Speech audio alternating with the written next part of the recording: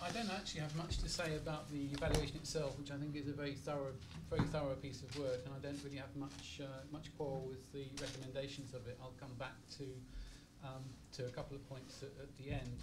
What I thought might be interesting was to say something about some of the history, because I'm old enough to have been involved right from the 1990s, the mid-1990s, in fact, in the development of general budget support.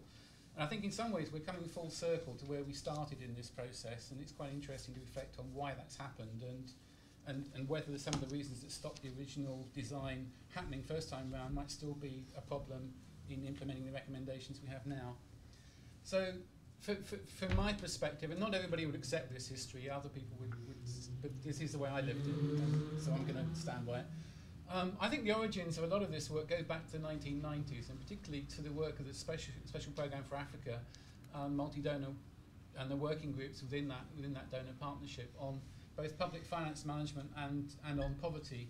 And what came out of those working groups was a recognition that programme aid, as it had been applied to structural adjustment, was supporting the budget, not just the balance of payments, which is what we had always kind of done the analysis in terms of balance of payment support. Called for governments to set out clearly to donors their policies, plans and expenditure programmes, how they were proposing to reduce poverty. Also called for public finance management improvement plans to be agreed and jointly monitored. That element of it was in place right from the beginning, right from the about 96, 97 as being one of the recommendations. Government and development partners would then jointly review those poverty reduction plans and also the performance on public finance management, and commit funds over a medium-term period in the context of something like a medium-term expenditure framework as part of the annual budget cycle.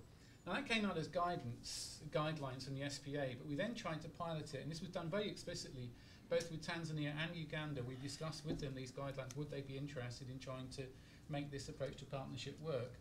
In 1998, both countries explicitly piloted the new approach with a new style of public expenditure reviews that were thoroughly integrated with the government's own budget process and a process of dialogue between the government and the donors on that. And Uganda took it the furthest, and I'm aware in saying this that there are people around this table who know far more about Uganda than I do, so I'm slightly taking a risk here. But through the Poverty Eradication Action Plan, which was their version of what eventually became Poverty Reduction Strategy Papers, but it predated all of that, they had a poverty action fund within the budget, which identified specific poverty reducing lines within the budget process and guaranteed that additional donor support, whether it be through debt relief or through budget support, would actually go to added poverty reducing expenditure over and above what was in the original baseline. Poverty assessments were very integral to the whole process, with a poverty unit actually within the Ministry of Finance and Economic Planning, which was able to review the budget proposals coming up, to undertake analysis, review the proposals coming up from the sectors, and actually ensure that the poverty remained actually central to what was done at country level. And the role of the sector working groups was extremely important. Sector working groups involving government and donors were actually helping individual sectors to make their case to the Ministry of Finance for the size of budget they should have because of the effect it would hopefully have on poverty reduction. Real additionality in that process. Now this became the model for how the poverty reduction strategy paper was supposed to be the basis for HIPC debt relief and for programme aid commitments. And developments such as the World Bank's development of a poverty reduction support credit were designed to support that approach, to support the approach of what came out of how we're going to support these poverty reduction strategy papers. Now what happened next is actually quite interesting. That original concept then got quite distorted in implementation, partly because of the natural tendency for the way institutions actually work and the pressures and constraints on them. So instead of government presenting its poverty reduction strategy to donors, the PRSP became a product with content prescribed by the World Bank.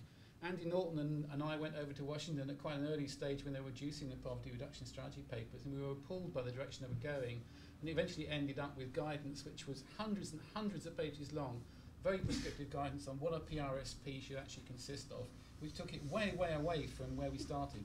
So in the case of Uganda, the Poverty Eradication Action Plan, which was their own participatory document which met their needs, no, that's not good enough, you've got to rewrite it as a PRSP.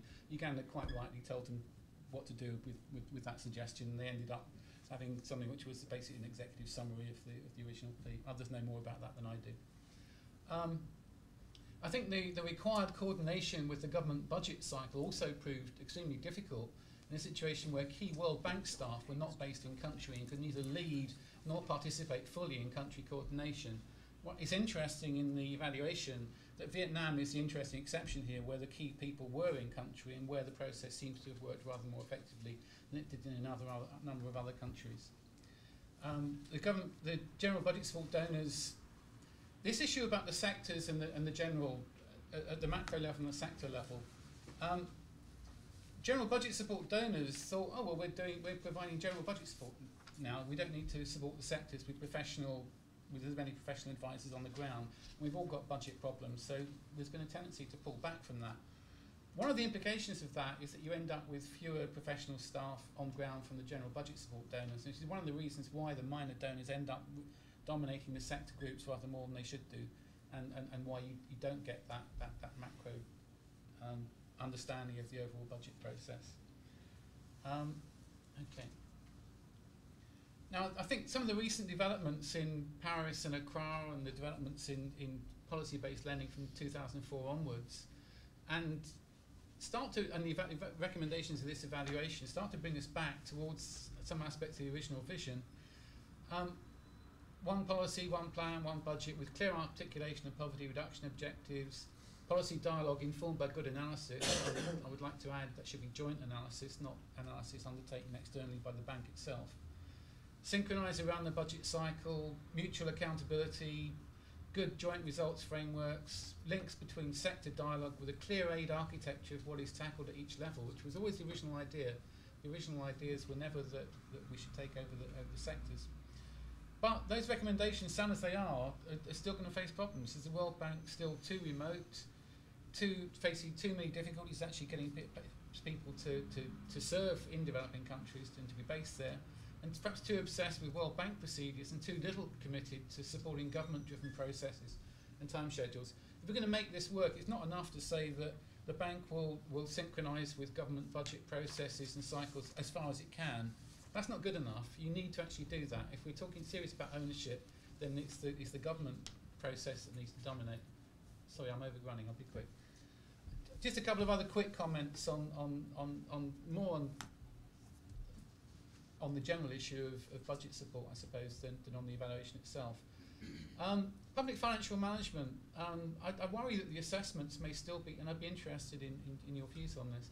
The assessments may still be too upstream and focused on the formal systems and not enough on some of the underlying incentives and risks, the way the system actually operates, and some of the things that a lot of the donors worry about in terms of corruption risk and in terms of problems of accountability. I think there's also, I also occasionally wonder if there's a halo effect. Countries that are perceived to actually do very well end up getting better P for assessments even with the same information. When people talk about, I mean, there are aspects in Tanzania and in Uganda and in Vietnam of procurement and financial management that those that know the countries well would still regard as being pretty dodgy and causes of concern. I'm not myself convinced that there's a huge gulf between them and some of the other countries in South Asia that score much more lowly. Lastly, a couple of points on growth. I think one of the concerns out of this report is that there's much lower focus on the growth agenda and on the reducing income and expenditure poverty, and that's one of the consequences of the PRSC approach and the approach to thinking of everything in terms of the budget. If you're talking about poverty and talking about the budget and you put more into health and education, it's much more difficult to use that kind of instrument to worry about some of the growth agendas, and maybe that's a mistake.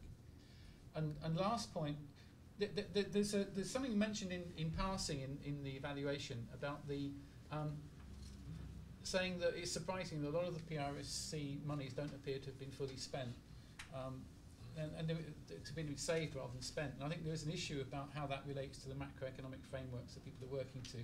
You only actually transfer real resources if net imports increase as a result of increased aid.